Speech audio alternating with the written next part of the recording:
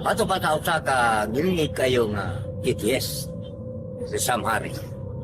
Matod pa niya, the root of all divisiveness is religion.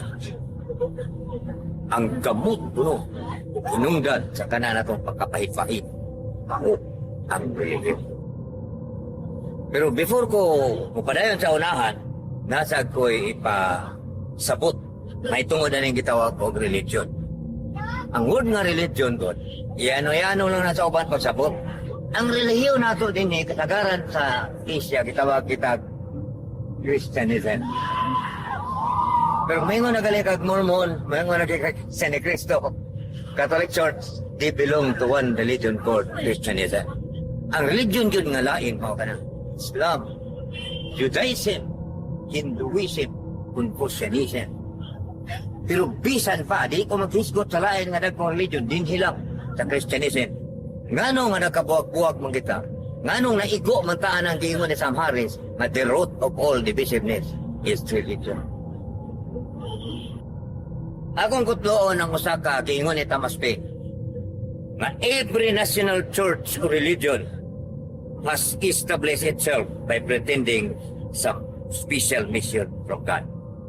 Kada usa kuno ka relihiyon mag-pretend kung pasabot magpakaroon ingnon nga gitawag siya sa Dios o kaning nga klase sa tao anak nimo makita sa relihiyon.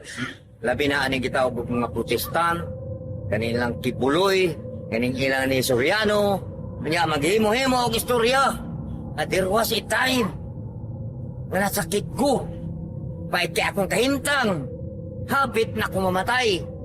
Pero tungod sa akong pag-ampo, akong nadungog ang pulong sa Diyos na natingog. Baka ayuhon ko ikaw, kung ikaw mo'y muwali sa pulong nako. Dili ka ng pulong na naa sa ina. Pagsainang ka na, di akong plan na. Dako na kayo nagkasaypanan dire sa uban, kay Ginoo ko iyang gimon, pretending some special mission from God. Pila ka buo grupo nga niya sa Kristiyanismo. Sobra tingales libo. Puros nagpretend, puros nagpatuo. Pero kami dire sa other side, kung kami pahukmon, tayon kay na namong sabton. Kanang mga grupuha, except sa Catholic Church, they are pretending because they want to make money. Without this, they cannot stand. Wa pa ko kakitag pundok sa relihiyon, nga mo'y muhatag nga to sa mga member nga manimba. Kasagaran yun ang manimba mo'y muhatag ngadto sa pundok nagipanguluhan sa mga kadakuan. Ngano nga maglikay ko nga dili na ko i-appeal ang Catholic Church tungod pa'y dili pa na akong kaya aawayon ang mga organisasyon. Pero sige na lang, ato na nang sakyan. Pero sa akong stand, ingon ani, kung tinuod man ang Diyos nga naa sa relihiyon, o sanay akong gipangayo, anak. Sulbara na yung mga problema atong makita nga niya ka. Kining patay, kining mga drugs, kining mga rape, akong paabuton nga masulbad ni o matubag ni sa atong mga sunod nga mamumulong. Ay hapon, og daghang salamat kanyang tanan. Karon makaigsunan, ang tema nga akong isangyaw karong hapuna may tungod lagi aning ang balaang kasulatan. Unsa man kining balaang kasulatan makaigsunan? Ang Biblia makaigsunan sukat pa sa sinugdan daan ng problema. Ngano man kung atong hinayon pagutingkay atong madiskubrihan nga kini di ay nagkaguliyang ang Biblia tungod kay ang Biblia makaigsunan dili tinuod nga balaan. Dili lamdag og pulong sa usa ka Dios nga matarong. Ang Diyos diya sa Biblia, gabuhat og mga tao. Alon lang iyang dua-duaan, away-awayon, dagmalan, ug unya atik-atikan sa iyang pagkadautan. Tungod niini, ang Diyos na hinuon ang nahimong sumbanan sa tanang kapati o pagkaway-ayo ning atong kinabuhi. Balikon ko sa pag-ingon, nga ang Diyos gadili sa pagpamakak apan siya minuon ang unang bakakon diha sa Genesis. Gadili ang Diyos sa pagpangawat, apan nagsugo na hinuon sa pagpanulis. Gadili sa pagpatay, apan siya mismo daghan og ipatay sa 1 Samuel 6:19. Gadili siya sa pagpanapaw, apan kasugo na hinoon sa pagpanglugos, sa Karyas 14:2. Ug sa Isayas 23:46, nag-ingon na sa ang Dios, ipasulong ko sila sa daghang mga tao, ug sila pagatulison. Ipatulis sa Ginoo. Ano maayo din ang Ginoo mga kaigsunan? Nagsugo man nga tulisa. Naa sa Isayas 23:46. Kunya sa Biblia mga kaigsunan, ningon jud ang Ginoo. Mateo 10:34. Wala ako muanhi aron magdala kalinaw sa kalibutan. Dili kalinaw ang akong gidala, kundi espada.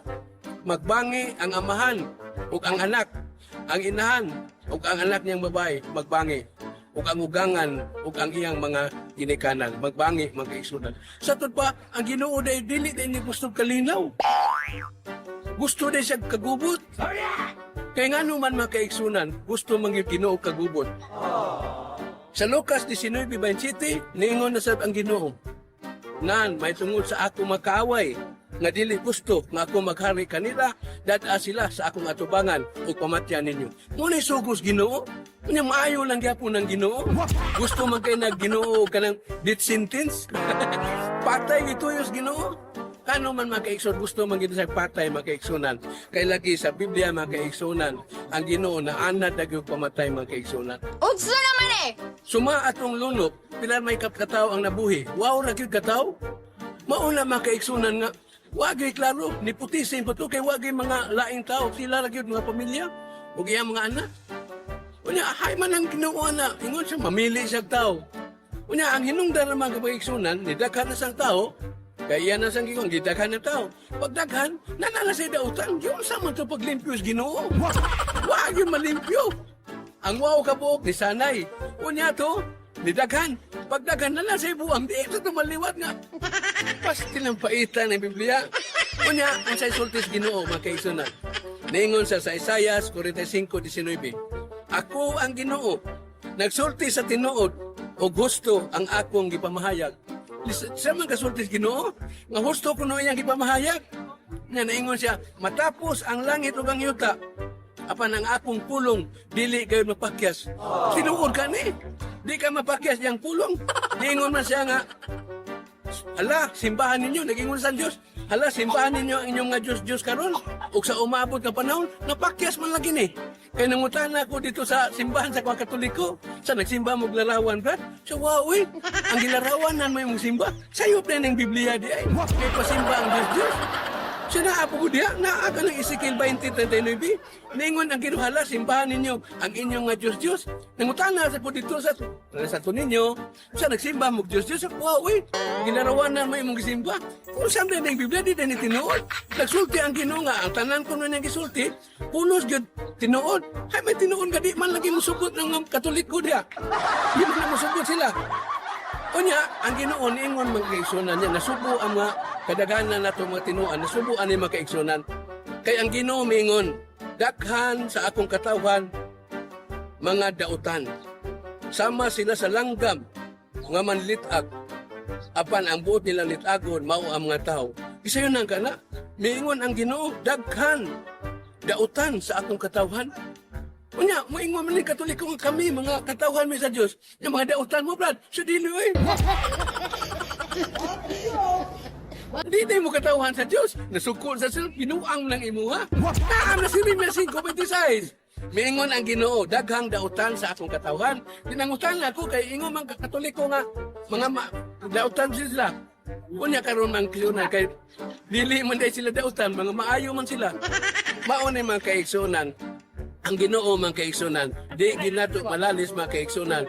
Nga kini ang Ginoo mga kaigsunan, dili gyud gusto ang ipanulti. Amahan pa sa iluwa sila. Kiwa sila may pao sa ilang gibuhat.